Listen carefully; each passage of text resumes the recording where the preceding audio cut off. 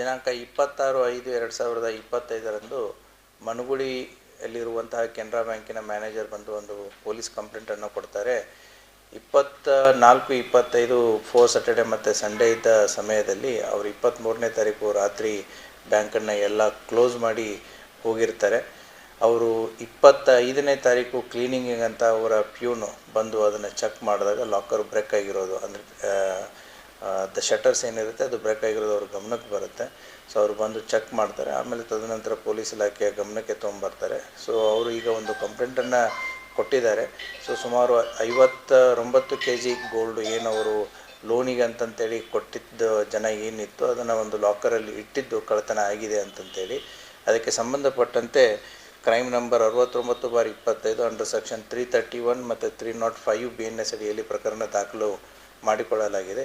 ಈಗಾಗಲೇ ಪೊಲೀಸ್ ಇಲಾಖೆ 8 ತಂಡಗಳನ್ನು ರಚನೆ ಮಾಡಿ ಎಲ್ಲ ಆಯಾಮಗಳಲ್ಲಿ ತನಿಖೆಯನ್ನು ಕೈಗೊಂಡಿದೆ.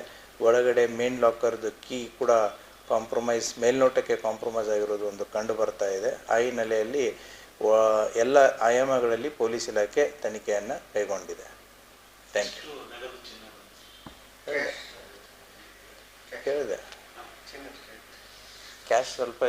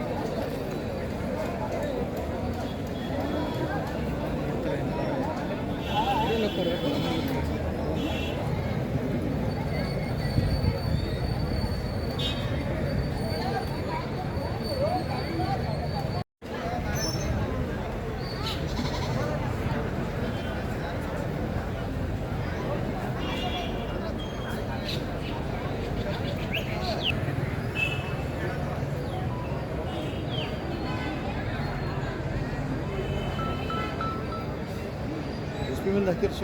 ما عرفتش.